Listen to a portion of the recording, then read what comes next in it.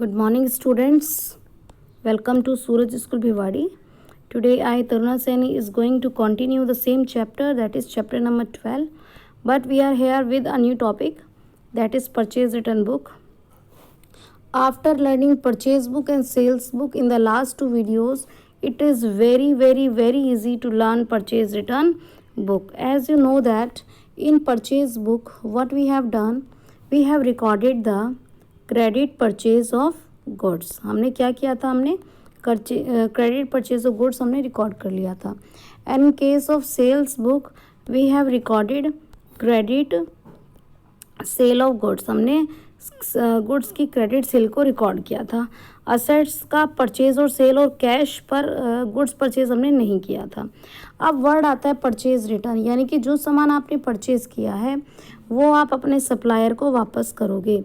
तो आपने देखा था कि परचेज बुक में नेम ऑफ सप्लायर आया था और सेल्स बुक में नेम ऑफ कस्टमर. अब दोबारा से किसका नाम आ जाएगा, सप्लायर का. लेकिन अब की बार सप्लायर को आप सामान वापस दे रहे हो तो इनका अकाउंट डेबिट होगा. क्या होगा, account to be debited. Supplier का अकाउंट डेबिट होगा. यहाँ पे वही दोबारा से इनपुट टैक्स आ जाएगा. अब देखिए मीनिंग समझते हैं. परचेज रिटर्न बुक और purchase return journal. This book is used to record the return of such goods as were purchased on credit.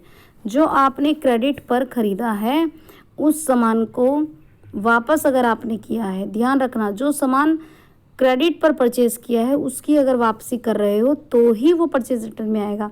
अगर कैश पर ख़रीदा था और वापस करोगे तो उसके बदले कैश मिल जाएगा. इस बुक का नाम है रिटर्न आउटवर्ड.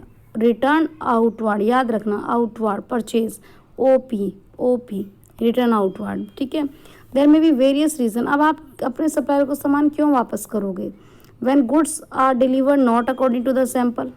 जैसा आपको सैंपल भिजवाया गया था सामान वैसा ना हो, उस क्वालिटी का ना हो.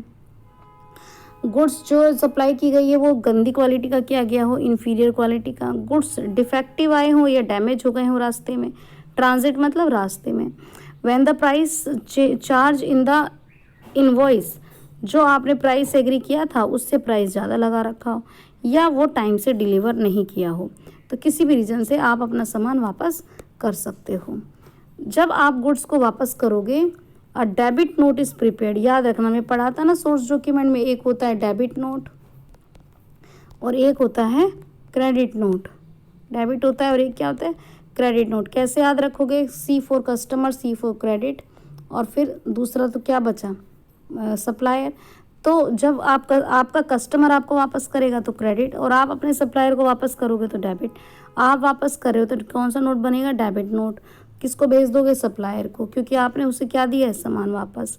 डेबिट नोट में क्या क्या होगा, जिस पार्टी से ख़रीदा है, क्या डिटेल वापस किया है सामान की, वो उसका डिटेल, क्या रीज़न है.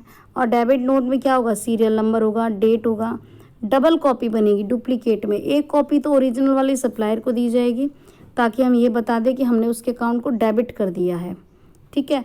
It is called a debit note because the parties account is debited. इसको डेबिट नोट इसलिए कहते हैं क्योंकि पार्टी का अकाउंट डेबिट हो गया. ठीक है. जितना उससे हमने ख़रीदा था, ख़रीदते समय क्रेडिट किया था, तो अब हमने उसको क्या कर दिया, डेबिट, ताकि हम उसको कम पेमेंट दें. The party to whom the goods have return also prepare. जो पार्टी को हमने वापस किया ना वो भी बनाएगी और वो हमको क्या भेजेगी, क्रेडिट नोट भेज देगी.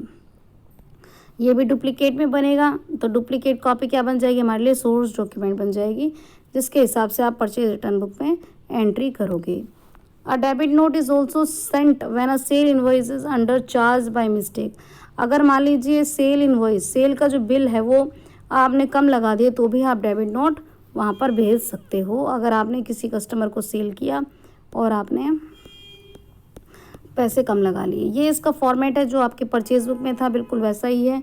डेट, नेम ऑफ सप्लायर, लेकिन यहाँ पे अकाउंट टू बी डेबिट आएगा क्योंकि हम डेबिट नोट बना रहे हैं.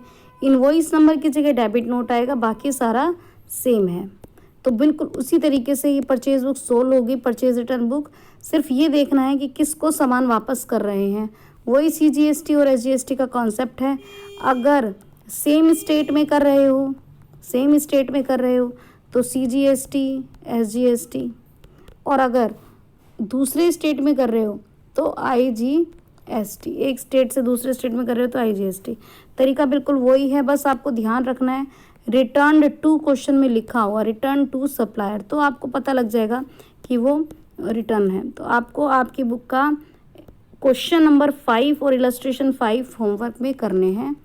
क्वेश्चन 5 भी करना है चैप्टर 12 का और इलस्ट्रेशन 5 भी करना है, और बेटा न्यू बुक से करना है क्योंकि GST इंट्रोड्यूस हो गया है तो बुक में ये नहीं मिलेगा।